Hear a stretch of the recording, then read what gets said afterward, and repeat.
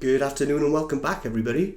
So in the last lesson we worked on getting our IDE and our JDK set up. So if you've already gone through that lesson, your screen should be looking pretty similar to how mine is at the moment. If it's not for some reason, I'll put a link up to the previous video. Just go back and watch that video and then we can all start this journey together. Well, with that aside, let's begin. So today's lesson is going to be based all around variables. We're going to be discussing what variables are, different types of variables, how do we declare variables, how do we change variables, and as a fun little aside, we're going to sort of learn what comments are as well. So what are variables? Well, you'll find variables in every programming language, and to put it simply, all they are things to store data in. So if I needed to store a piece of text, say, I would use a string. If I needed to store a whole number, like the number 10, I would use an integer. If I needed to store a decimal number, like 3.5, I could use a double.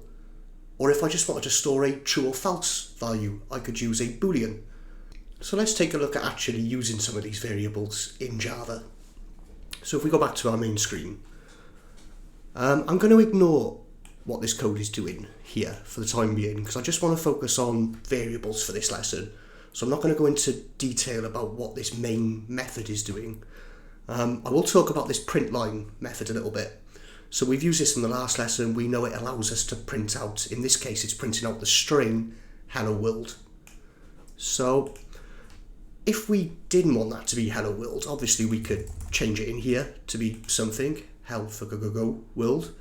And if we run that, we'll see that the text has changed down here. Just make sure you can see that. Yes, you can. Brill. Now, obviously we know what this value is as we're writing the code. We know what it should be. But in a lot of times, we're not going to know what that value is. So we're going to have to store that value in a variable somewhere. So I'm going to use the example of my cat. My cat's name is Penny. So I want to store my cat's name in a string variable, and declaring variables in Java is always the same. We say what we want to declare, which in this case is a string. Then we give the variable a name. Now it's always good to be quite descriptive with your names, and this is going to be the name of my cat. So I'm going to call this variable my pet name. And then once we've said what the variable is, a string, and we've given it a name, we also assign it a value. So in this case, I'm going to assign it the value of Penny, which is the name of my cat. Now, strings don't just need to contain single words. In fact, they don't even need to just contain letters. So if I wanted to give my cat a description as well, so we'll say we want another string, and we want to call it my pet description. And we're just going to set this to some text about my cat. So we're going to say my cat's name is Penny and she's 11 years old. Yes, she's getting on quite a bit, lover. Cool, so now we've declared two variables, and notice at the end of each line I have to put a semicolon in Java. That just tells the compiler that we're finished with this line. So we've declared two variables here. We've declared one called my pet name and set it to Penny, and we've declared another variable with both strings called my pet description, and we've set that to my cat's name is Penny and she's 11 years old. Now, if I run this, we'll see nothing has changed. We still get the same text, and that's because we haven't changed our print line method down here.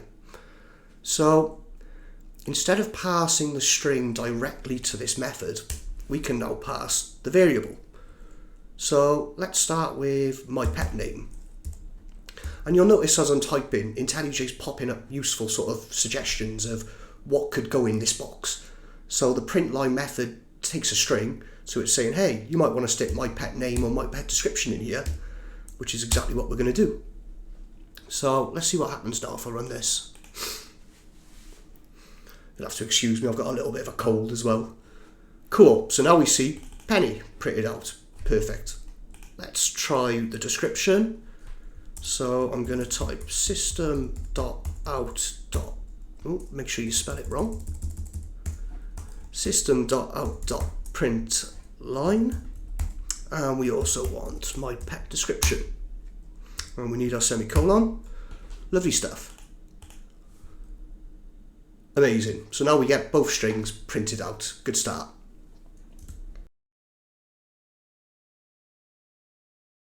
We can also change variables as well. Variables wouldn't be very useful if we couldn't change variables. And in Java, that's just as simple as just assigning it a new value. So let's change my pet description. Now, we've already declared it as a string, so we don't need to say it's a string again. So we can just say my pet description is equal to, here is a different description. We don't need to change our print line statement because the name of the variable has changed the same. So if we run this now, we'll see here's a different description. So let's just run that. Brilliant. So Java will always execute line by line. So we know this is the last thing to change my pet description. So we know that's going to be the value. Now's probably a good time to introduce comments as well. So comments are things that are ignored by the compiler. So if we want the compiler to ignore a line, all we do is just add a comment to it. So I don't actually want to change my pet description. I still want to keep the code because it might be useful for later. So I'm going to add a comment by adding 2 forward slashes, and you can see it goes a sort of slight grey. Now if I run this code again, we'll have the original description. So yeah, there we go. My cat's name is Penny and she's 11 years old. So we know comments can stop lines of code from running, which can be quite useful. Comments can also be useful just in case you need to leave some notes for, say, maybe another programmer is going to come and work on your code. So I could just type some notes in here. We can also do multi-line comments called block comments in Java, and I always forget the syntax for these, so I don't use them very often. I think it's /*. Yep, and then IntelliJ's put the other one. So I can put whatever I like in between these block comments, and this code won't get executed as long as it's in between these two things. But I'm just going to remove that because it looks a bit messy. So we don't need this comment here, and we'll just leave this one line commented out. Cool, so we've seen how we can declare and initialize strings, and we've seen how we can change them. Let's do the same thing for integers. So a good thing to store for an integer, and we're going to declare it exactly the same way as a string. So we're going to say integer, and we're going to store my cat's age this time. So we'll say my pet age, which is equal to 11. And you might have noticed this, but in Java we always start variables with a lowercase letter and then uppercase every word after it. So we're going to store her age as 11, and the same thing again. I'm going to press Control and D, which is going to duplicate the line for me, just to save having to type that line out again. You could copy and paste it or just type it out, whatever you prefer. And we're just going to print out my pet age, which, no surprise here, is going to show as 11. Let's declare some more integers. So I'm going to declare the age she was neutered. The age my pet was neutered. And obviously I spelled that wrong, so the spelling obviously doesn't actually matter, but I'd rather just keep it right for the sake of it being correct. And let's say this was 2. Of course we can print that out, we know, but we can also do arithmetic when we're declaring integers. So I could do something like, how long has she been neutered for?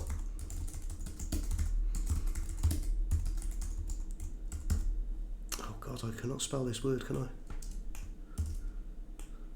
And if I wanted to work out how long she's been neutered for, I could do her age minus the age she was when she was neutered. So we know this value should be 9 because 11 take away 2 is 9. So let's just print that out to make sure that's worked. I'm going to duplicate the line, pop that in there. And amazing, we get 9, perfect. And we don't have to just use variables like this, we could just use whole numbers. So I could do we'll call this multiplication example. And if we do 10 times 10. Anyone here really good at maths will know that answer is going to be 100. So again, we'll print that out.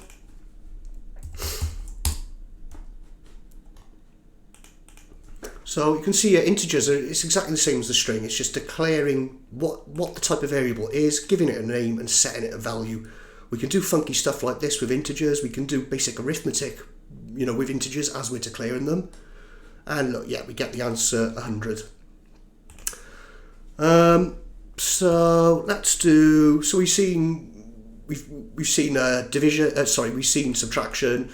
We've seen multiplication. You can take my word that addition also works. I'll tell you what, don't take my word for it. Let's check this works. This should be 13. Let's check we get the value 13 in the console. Yes, we do. Lovely. Let's put that back. And let's try division. So let's rename this to division example. And let's do 5 divided by 2. Let's see what happens. So the compiler's moaning because we've changed the name of the variable. We also have to change it here now because it's no longer multiplication example, it's division example. So let's put that in there. Some of you from other programming languages will know exactly what's going to happen here, but let's run it. You'd expect the answer, well, the answer is 2.5, isn't it? 5 divided by 2. But let's see what happens when we run it. 2. That doesn't work. So what's happened here is, I don't know if you can remember at the beginning of the video, but I said integers have to store whole numbers. So 2.5 isn't a whole number. But let's just write it down so we can visualize it. 2.5. So basically what Java has done is gone, oh, the answer is 2.5, but I only deal with whole numbers, so I'm just going to return the 2. 5 divided by 2 is 2 with a remainder of 1. So if we wanted to get that remainder, we could do this.